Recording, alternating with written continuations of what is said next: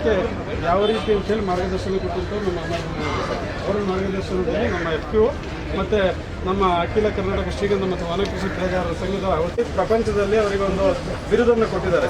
ಯಾರು ಶ್ರೀಗಂಧ ಬೆಳೆಗಾರರು ಮತ್ತು ವಿಜ್ಞಾನಿಗಳು ಎಲ್ಲರೂ ಸೇರಿಕೊಂಡು ನಮ್ಮ ನಾಡಿನ ಜನ ಏನು ಶ್ರೀಗಂಧಕ್ಕೆ ಒಂದು ಒಳ್ಳೆಯ ಉತ್ತಮವಾದಂತಹ ಉತ್ಕೃಷ್ಟವಾದಂಥ ಶ್ರೀಗಂಧ ನಮ್ಮ ಪ್ರಪಂಚದಲ್ಲಿ 65 ವರ್ಷದಿಂದ ಅವರು ಅದ್ರ ಮೇಲ್ಗಡೆ ಅಮರ್ ನಾರಾಯಣ್ ಸಾಹೇಬ್ ನಮ್ಮ ಗೌರವಾಧ್ಯಕ್ಷರು, ಅಖಿಲ ಕರ್ನಾಟಕ ಶ್ರೀಗಂಧ ಮತ್ತು ವನಕೃಷಿ ಬೆಳೆಗಾರರ ಸಂಘ ಅಧ್ಯಕ್ಷರಾದಂಥ ಇವರು ಅವರ ಪ್ರಯತ್ನದಿಂದ ಏನು ನಮ್ಮ FPO ರೆಡಿಯಾಗಿ ಒಂದು 2.5-3 ವರ್ಷ ಆಗಿದೆ. ಇಲ್ಲಿವರೆಗೂ ಕೂಡ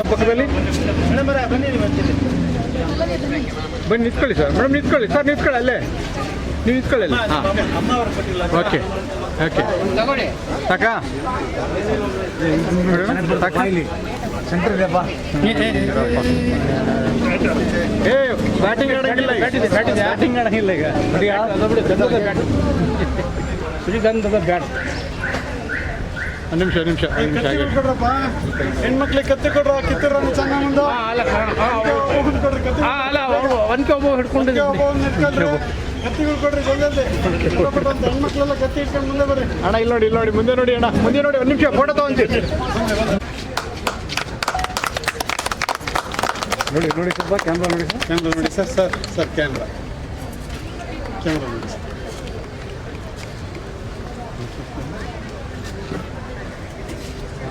ಹಂಗೆ ಇದೆ ಸರ್. ಹಾಕಿ ಸರ್, ಯಾರು ನೀರು ಹಾಕ್ತಾರೆ ಹಾಕಿ. ಕೈ ಮುಟ್ಟಿ ನಮ್ಮ ನೋಡಿ ಕಡೆ ಆ ಕಡೆ ನೋಡಿ, ಆ ಕಡೆ ನೋಡಿ sir. Okay thank you.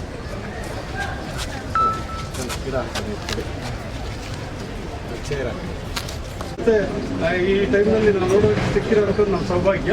So ಅವರು ನಮ್ಮ ಜೊತೆಗಿರೋ ನಮ್ದು ಯಾವುದೋ ಜನ ಪುಣ್ಯ ಅಂತೇಳಿ ಎಲ್ಲರ ಚಪ್ಪಾಳೆ ಅವ್ರನ್ನ ಸ್ವಾಗತವನ್ನು ಕೊಡ್ತಾ ಇದ್ದೇವೆ.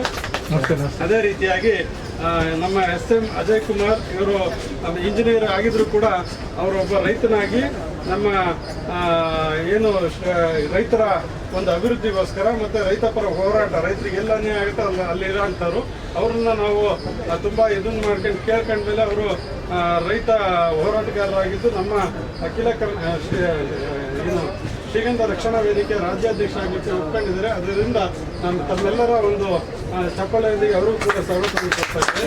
ಹಾಗೆ ಸಿ ಕೃಷ್ಣೇಗೌಡರು ಇವರು ಕೂಡ ಸ್ವಾಭಿಮಾನಿ ಬಳಗದ ಶೋ ಮಾಡಿ ಹಾಗೆ ಇಟ್ಕೊಳ್ಳಿ. ಬ್ಯಾಟಿಂಗ್ ಚೆನ್ನಾಗಿ ಮಾಡ್ತಾನೆ.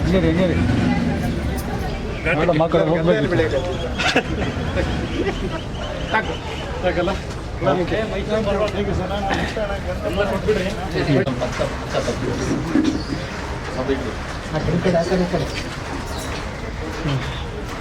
ಶ್ರೀರಾಮ್ ರೆಡ್ಡಿ ಅವರು ದಯವಿಟ್ಟು 4 ಮಾತು. ಈ ಒಂದು ಕಾರ್ಯಕ್ರಮವನ್ನು ಉದ್ದೇಶಿಸಿ ನಮ್ಮ ಛಾಯಾ ಮೇಡಮ್ ಪ್ರಧಾನ ಕಾರ್ಯದರ್ಶಿಗಳು ಅದು ಕಳ್ಳತನ ಆಗಿದ್ದನ್ನು ನಾವು ಅರಣ್ಯ ಇಲಾಖೆ ಕೊಡೋಕ್ಕಾಗೋದಿಲ್ಲ ಮತ್ತು ಇವರಿಗೂ ಕೊಡೋಕ್ಕಾಗೋದಿಲ್ಲ. ಸೊ ಅದನ್ನು ಮುಂದೆ ಹೇಳ್ತೇನೆ.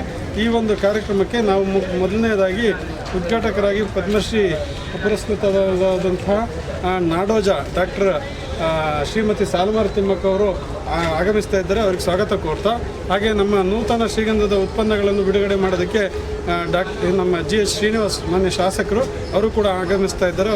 ಅವರಿಗೂ ಕೂಡ ಸ್ವಾಗತವನ್ನು ಕೋರ್ತಾ, ಈ ಒಂದು ಕಾರ್ಯಕ್ರಮದ ಅಧ್ಯಕ್ಷತೆಯನ್ನು ನಮ್ಮ TM ವೆಂಕಟೇಶ್ ಗೌಡರು ಅಧ್ಯಕ್ಷರು ಹಸಿರು ನಾಡು ಶ್ರೀಗಂಧ ಮತ್ತು ಉತ್ಪಾದಕರ ಕಂಪನಿ ಕೋಲಾರ ಅವರು ಅಧ್ಯಕ್ಷತೆಯನ್ನು ವಹಿಸ್ಕೋಬೇಕು ಅಂತೇಳಿ ಎಲ್ಲರ ಚಪ್ಪಾಳೆಯೊಂದಿಗೆ ಅವರಿಗೆ ಸ್ವಾಗತವನ್ನು ಕೋರ್ತಾ ಇದ್ದೀವಿ. ಇನ್ನು ಕೊಂಚ ಟೈಮ್ ಆಗಿಬಿಡ್ತೀವಿ. ಹಣ್ಣು ತಗೊಂಡ್ರಿ. ಬಟ್ ನಮ್ಮ ಎಲ್ಲರಿಗೂ ಶಂಕೆ ಅನ್ನೋದು ಬೇಕೇ ಬೇಕು. ಇವಾಗ ಒಬ್ಬೊಬ್ಬರು ಒಂದೊಂದು ಹೇಳ್ಬೋದು. ಆ ಮೊಬೈಲ್ ನಂಬರಲ್ಲೂ ನಮ್ಮ ಜಾತಕನ ಹೇಳ್ಬೋದು. ಆ ಮೊಬೈಲ್ ನಂಬರಲ್ಲಿ ಸಕ್ಸಸ್ಸು ಮತ್ತು ಗೌರ್ಮೆಂಟಿಂದ ಕೆಲಸ ಆಗಬೇಕಾ, ಮತ್ತು ದುಡ್ಡು ಬರಬೇಕಾ, ಮತ್ತು ಧೈರ್ಯ ಬೇಕಾ, ಅದೆಲ್ಲದಕ್ಕೂ ನಂಬರ್ಸ್ ಇದೆ.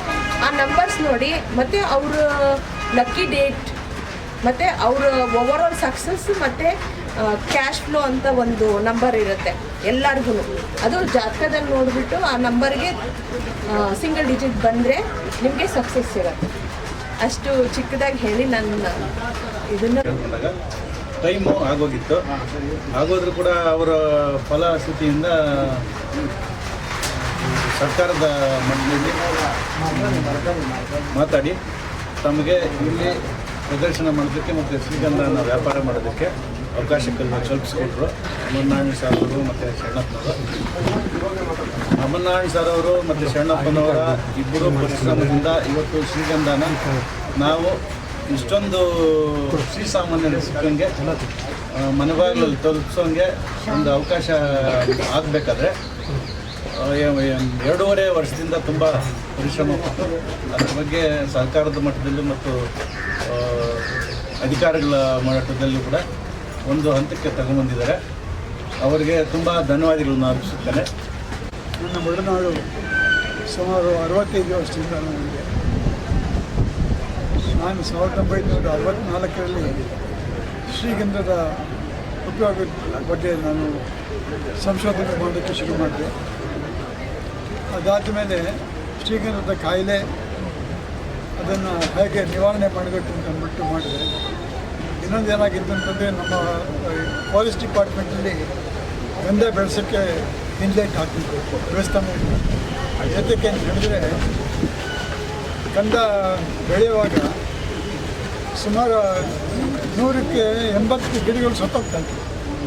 ಅದು ಯಾತಕ್ಕೆ ಸೋತಾಯಿತು ಅಂತಂದ್ಬಿಟ್ಟು ಅವರಿಗೆ ಗೊತ್ತಾಗ್ತಿರ್ಲಿಲ್ಲ. ಆದ್ದರಿಂದ ನಮ್ಮ ಇವರು ಫಾರೆಸ್ಟ್ ಡಿಪಾರ್ಟ್ಮೆಂಟಲ್ಲಿ ಫಾರೆಸ್ಟರ್ಸ್ ಎಲ್ಲನೂ ಕೂಡ ನಿಮಗೆ ಗಂಧ ಬೆಳೆಸಬೇಕು ಅಂತ ನೀವು ಖಂಡಿತ ನನಗೆ ಹೇಳಬೇಡಿ, ನಾವು ಆಗೋಲ್ಲ ಅಂತ. ನಾನು ಅದನ್ನು ಸಂಶೋಧನೆ ಮಾಡಿಬಿಟ್ಟು ಯಾತಕ್ಕೆ ಗಂಧ ಸಾಯ್ತಾ ಇದೆ ಅಂತ ಹೇಳ್ಬಿಟ್ಟು ಸಂಶೋಧನೆ ಮಾಡಿದಾಗ ನಿಮಗೆ ಗೊತ್ತಾಯಿತು, ಒಂದು ಫಂಗಸ್ ಮತ್ತು ನೆಮೆಟೋಡ್ ಅವೆರಡೂ ಕೂಡ ಗಂಧದ ಚಿಕ್ಕ ಗಿಡಗಳನ್ನ ಸಾಯಿಸ್ತಾ ಇತ್ತು.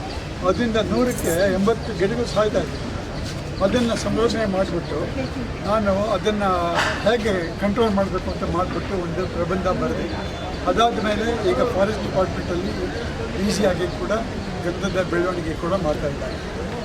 ಅದಾದ ಮೇಲೆ ಇನ್ನೊಂದು ಏನಾಯಿತು ಅಂತಂದರೆ ನನಗೆ ವರ್ಲ್ಡ್ ಬ್ಯಾಂಕಲ್ಲಿ ನನಗೆ ಟೆಕ್ನಿಕಲ್ ಅಡ್ವೈಸರ್ ಆಗಿ ಮಾಡಿ ಯಾವಾಗ ಸರ್ಕಾರಕ್ಕೆ ನಾವು ನೇರವಾಗಿ ಈ ರೀತಿ ಗಂಧವನ್ನು ರಕ್ಷಣೆ ಮಾಡಬೇಕಾದ್ರೆ ಮತ್ತು ತೋಟಗಾರಿಕೆ ಇಲಾಖೆಗೆ ಸರ್ಕಾರ ಇದನ್ನು ವಹಿಸಬೇಕು ಅನ್ನೋದಾದರೆ ಅವರಿಗೆ ಕಣ್ಣು ಕಾಣಬೇಕು ಅಂದರೆ ಬೀದಿ ಹೋರಾಟದ ಮುಖೇನ ಮಾತ್ರ ನಾವು ಜಾಗೃತಿ ಮೂಡಿಸ್ಲಿಕ್ಕಾಗ್ತದೆ. ಇಲ್ಲಾಂದ್ರೆ ಅವ್ರು ಕಣ್ದೇರಿಯೋದಿಲ್ಲ. ಯಾಕೆಂದರೆ ಜಡ್ಡಿಡಿರ್ತಕ್ಕಂಥ ಆಡಳಿತವನ್ನು ದುರ್ಬಲಿಸಬೇಕಾದ್ರೆ ಇವತ್ತು ಬೀದಿ ಹೋರಾಟದ ಮುಖೇನ ಶ್ರೀಗಂಧದ ಬೆಳೆಯ ವಿಚಾರವನ್ನು ಹಂತ ಹಂತವಾಗಿ ಇಂಥ ಮಹನೀಯರನ್ನ ಮುಂದಿಟ್ಟುಕೊಂಡು ಶ್ರೀಗಂಧದಿಂದ ಎಷ್ಟರಿಂದ ರೈತರಿಗೆ ಲಾಭ ಇದೆ ಅಂತಕ್ಕಂಥದ್ದನ್ನ ಜಾಗೃತಿ ಮೂಡಿಸೋದ್ರಲ್ಲಿ ನಾವು ಯಾವತ್ತೂ ಕೂಡ ವಿಫಲರಾಗಬಾರ್ದು.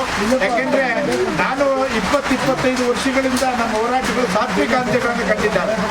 ಸಾಕಷ್ಟು ಜನರನ್ನು ಜೈಲಿಗೆ ಕಳಿಸಿರ್ತಕ್ಕಂಥ ಉದಾಹರಣೆಗಳಿದ್ದಾವೆ. ಸಾಕಷ್ಟು ರೈತ ಜಮೀನುಗಳನ್ನು ಸುಪ್ರೀಂ ಕೋರ್ಟ್ಗಾಗಿ ಗೆದ್ದು ಇವತ್ತು 200 ಎಕರೆ ಜಾಗವನ್ನು ಉಳಿಸುವಂಥದ್ದು ಕೊಡಗಿನ ಅಮ್ಮತ್ತಿ ಅಂತಕ್ಕಂಥ ವ್ಯಾಪ್ತಿಯಲ್ಲಿ 200 ಎಕರೆ ಜಾಗವನ್ನು ಉಳಿಸಿರ್ತಕ್ಕಂಥ ಸಂಘಟನೆ ಕರ್ನಾಟಕ ರಕ್ಷಣಾ ವೇದಿಕೆ ಸ್ವಾಭಿಮಾನಿ ಬಣ. ಸುಮ್ಮನೆ ಏನೋ ತೋರುವಿಕೆಗೋಸ್ಕರ ಸಂಘಟನೆಗಳು ಇವತ್ತು ಸಾಕಷ್ಟು ತನ್ನ ಬದುಕಿಗೋಸ್ಕರ ಕಟ್ಟಿಟ್ಕೊಂಡಿರ್ತಕ್ಕಂಥವಿದ್ದಾವೆ. ಆದರೆ ಶ್ರೀಗಂಧ ಒಕ್ಕೂಟದ ಒಂದು ಹೋರಾಟಗಳು ಯಾವತ್ತೂ ಕೂಡ ದಿಕ್ಕು ತಪ್ಪುವಂಥ ಸಂದರ್ಭ ಬಂದಾಗ ಯಾರೋ ಒಬ್ಬರು ಅದನ್ನು ಸರಿದಾರಿಗೆ ತಗೊಂಡು ಹೋಗುವಂಥ ಪ್ರಾಮಾಣಿಕ ನಾಯಕತ್ವ ಇದ್ದಾಗ ಮಾತ್ರ ಹೋರಾಟಗಳು ಜೀವಂತವಾಗಿರ್ತವೆ, ಇಲ್ಲ ಸಾಯ್ತವೆ ಅಂತಕ್ಕಂಥ ನಾವು ಈಗಾಗಲೇ ನೋಡಿದ್ದೇವೆ. ಸಾಕಷ್ಟು ಅನುಭವಿಗಳಿದ್ದೀರಿ, ಹಿರಿಯೋರಿದ್ದೀರಿ. ನಿಮ್ಮ ಮಾರ್ಗದರ್ಶನದಲ್ಲಿ ಶ್ರೀಗಂಧ ಬೆಳೆ ಇವತ್ತು ರೈತನಿಗೆ ಭಾಳ ಉಪಯುಕ್ತವಾದದ್ದು ಮತ್ತು ಲಾಭದಾಯಕ ಅಂತಕ್ಕಂಥದ್ದನ್ನ ನಾವು ತಿಳಿಸ್ಬೇಕಾದಂಥ ಜರೂರಿದೆ. ಹಾಗಾಗಿ ಶಿವಕುಮಾರ್ ಅಂತವ್ರು ಬೆಳೆದಂಥವ್ರು ಸಾಕಷ್ಟು ಜನ ನೀವು ಇಲ್ಲಿರೋದ್ರಿಂದ ಶ್ರೀಗಂಧದಿಂದ ನಮಗೆ ಎಷ್ಟು ಲಾಭ, ಎಷ್ಟು ದಿನ ಕಾಯಬೇಕಾಗ್ತದೆ ಮತ್ತು ಅದನ್ನು ಸರ್ಕಾರಕ್ಕೆ ಇವತ್ತು ನೀವೊಂದು ಮಾಲ್ ಹಾಕಿದ್ದೀರಿ ಅಂದರೆ, ಒಂದು ಅಂಗಡಿ ತೆರೆದಿದ್ದೀರಿ ಅಂದರೆ ನಿಮ್ಮ ಅದೊಂದು ಸಾಧನೆ. ಇವತ್ತು ಇದನ್ನು ಸರ್ಕಾರಕ್ಕೆ ಮುಟ್ಟಿಸ್ಬೇಕಾಗ್ತದೆ. ಇವತ್ತು ಶ್ರೀಗಂಧ ಬೆಳೆದ್ರೆ ಲಾಭ ಎಷ್ಟಿದೆ ರೈತನಿಗೆ ಅಂತೇಳಿ. ಯಾಕೆಂದರೆ ರೈತ ಯಾವಾಗಲೂ ಕೂಡ ಬೆಳೆದಂಥ ಬೆಳೆಗೆ ವೈಜ್ಞಾನಿಕ ಬೆಲೆ ಇಲ್ಲ ಅಂತಕ್ಕಂಥದ್ದು ನಾವು ಒಪ್ಕೊಳ್ಬೇಕಾಗ್ತದೆ. ಹಂಗಿದ್ದಾಗ ಶ್ರೀಗಂಧದಲ್ಲಿ ಲಾಭ ಇದೆ, ಸ್ವಲ್ಪ ದಿನ ಕಾಯ್ದರೆ ಇದು ಹೆಚ್ಚು ಲಾಭ ಸಿಗ್ತದೆ ಅಂತಕ್ಕಂಥದ್ದನ್ನ ಇವತ್ತು ಆಡಳಿತ ನಡೆಸ್ತಕ್ಕಂಥ ಸರ್ಕಾರಗಳಿಗೆ ಕಾರ್ಯಾಂಗಕ್ಕೆ ನಾವು ಯಾವ ರೀತಿ ವೆಂಕಟೇಶ್ ಗೌಡರು ಬಾಲಿವುಡ್ ಇರೋದೇ ಅಷ್ಟು ಸರ್. ಇದೇ ಫಸ್ಟ್ ಟೈಮ್ ನಾನು ಸ್ಟೇಜ್ ಅಪಿಯರೆನ್ಸಲ್ಲಿ ಮಾತಾಡ್ತಾ ಇರೋದು. ತಪ್ಪೇನಾದ್ರು ಮಾತಾಡ್ತಾರೆ ಫಸ್ಟ್ ಕ್ಷಮೆಯಲ್ಲಿ, ಇದೆಲ್ಲ ಅಭ್ಯಾಸ ಇಲ್ಲ. ಅಮರನಾರಾಯಣ ಸರ್ ಅವರ ಅನುಪಸ್ಥಿತಿಯಲ್ಲಿ ನಾನು ಮಾತಾಡ್ತಾ ಇದ್ದೀನಿ ಅಷ್ಟೇ. ನಮ್ಮ FPO ಕಡೆಯಿಂದ ವೆಂಕಟೇಶ್ ಸರ್ ಇದ್ದಾರೆ, ಅವರಿಗೂ ಧನ್ಯವಾದಗಳು ಹೇಳ್ತೀನಿ ನಾನು. ನಮ್ಮ FPO ಮತ್ತು ಅಖಿಲ ಕರ್ನಾಟಕ ಶ್ರೀಗಂಧ ಬೆಳೆಗಾರರ ಸಂಘದಿಂದ ಈ ಒಂದು ವೇದಿಕೆ ಸೃಷ್ಟಿಯಾಗಿ ನಮ್ಮ ವಿಶ್ವಕುಮಾರ್ ರೈತ ಅವರು ಮಾಡಿರೋವಂಥ ಪ್ರಾಡಕ್ಟ್ಸ್ ಇವತ್ತು ಜನರಿಗೆ, ಸಾಮಾನ್ಯ ಜನರಿಗೆ ಎಲ್ಲರಿಗೂ ಪರಿಚಯ ಮಾಡಿಕೊಟ್ಟಂಗಾಗಿದೆ. ಏನೆಲ್ಲ ಮಾಡ್ಬೋದು, ಇದು ನಮ್ಮ ಸರ್ಕಾರ ನಿರಾಕರಿಸಿರೋಂಥ ವಸ್ತುವಿಂದ ಆಗಿರೋಂಥ ಪ್ರಾಡಕ್ಟ್ಸು. ಸೊ ಇದಕ್ಕೂ ಒಂದು ಬೆಲೆ ಕಟ್ಬೋದು ಅಂತ ನಮ್ಮ ವಿಶ್ವಕುಮಾರ್ ಅವರು ತಿಳಿಸ್ಕೊಟ್ಟಿದ್ದಾರೆ. ನಾವು ಎಲ್ಲರಿಗೂ ಹೇಳೋದು ಒಂದೇ, ಯಾರ್ಯಾರು ರೈತರ ಹತ್ರ ಈ ಥರ ಒಂದು ಕಳ್ಳರು ಕದ್ದು ಬಿಟ್ಟೋಗಿರೋ ಮಾಲ್ಗಳಿದೆ, ಅಥವಾ ಮರ ಬಿದ್ದೋಗಿರ್ಬೋದು ಮಳೆ ಜಾಸ್ತಿಯಾಗಿ, ಅಥವಾ ಏನೋ ಒಂದು ಪ್ರಕೃತಿ ವಿಕೋಪಕ್ಕೆ ಬಿದ್ದೋಗಿರೋವಂಥ ಮರಗಳಿದ್ದರೆ ಅದನ್ನು ದಯವಿಟ್ಟು FPO ಮುಖಾಂತರ ನೀವು ಮೌಲ್ಯವರ್ಧನೆ ಮಾಡಿ ಅದರಿಂದ ಏನಾದರೂ ಒಂದು ಎಕನಾಮಿಕಲ್ ವ್ಯಾಲ್ಯೂ ನೀವು ಪಡ್ಕೊಳ್ಳಿ ಅಂತ ಈ ಮುಖಾಂತರ ತಿಳಿಸೋಕ್ಕೆ ಇಷ್ಟಪಡ್ತೀನಿ. ಎಲ್ಲರಿಗೂ ಮತ್ತು ಈಗಿನ ಅಧ್ಯಕ್ಷರಾಗಿರ್ತಕ್ಕಂಥ ವಿಜಯೇಶ್ವರ ಮಾರ್ಗದರ್ಶನದಲ್ಲಿ ನಮ್ಮ ಊರಲ್ಲೇ ಒಂದು ಔಟ್ಲೆಟ್ ಮಾಡಿದ್ದೀವಿ, ಹಸಿರುನಾಡು ಶ್ರೀಗಂಧ ಮತ್ತು ರೈತ ಕಂಪನಿ. ಮತ್ತು ನಮಗೆ ಕೋಲಾರ DF ಅವರು ಒಂದು 5 ಟನ್ ತನಕ ಶ್ರೀಗಂಧ ಸ್ಟಾಕ್ ಮಾಡ್ಕೋಬೋದು ಅಂತ ಆರ್ಡ್ರು ಕೊಟ್ಟಿದ್ದಾರೆ. ಇದು ಇಲ್ಲಿಗೆ ಬಂದೆ 2ನೇ ಪಾಯಿಂಟ್. ವಿಶ್ವಕುಮಾರ್ ಸರ್ ತನ್ನ ವ್ಯವಸ್ಥೆ ಮಾಡಿದ್ದಾರೆ, ನಾವಿಷ್ಟು ಮಾಡಿಲ್ಲ ಇದುವರೆಗೂ. ಇನ್ನು ಮುಂದೆ ಈ ಥರ ನಾವು ಮಾಡಬೇಕು ನಮ್ಮ ಕಂಪನಿಯಿಂದ ಅಂತಕ್ಕಂಥ ಒಂದು ನನ್ನ ಅನಿಸಿಕೆ. ಅದ್ರ ಜೊತೆಗೆ ಕಂಪನಿ ಸಹಯೋಗದಲ್ಲೇ ಆಗ್ತಾ ಇರೋದು. ನಾವು ಒಂದು ಸ್ವಲ್ಪ ಒಂದು ಉಳ್ಕಡ್ಡಿ ನಾವು ಎಲ್ಲರಿಗೂ ನಮ್ಮ ರೈತ ಬಾಂಧವರಿಗೆ ಹೇಳೋದೇನೆಂದರೆ ತಾಳ್ಮೆ ಇರಬೇಕು. ಯಾಕಂದರೆ ಇವತ್ತು ಬೆಳೆದು ಇವತ್ತೇ ಆಗೋದಿಲ್ಲ. ಟೊಮ್ಯಾಟೊ, ಈರುಳ್ಳಿ ಬೆಳೆದಂಗೆಲ್ಲ ಇದು ಒಂದು 10-15 ವರ್ಷ ಕಾದರೆ ಒಳ್ಳೆ ದುಡ್ಡು ಮಾಡ್ಬೋದು ಅಂತೇಳಿ ನಾನು ಎಲ್ಲ ರೈತ ಬಾಂಧವರಿಗೂ ಹೇಳ್ತೀನಿ.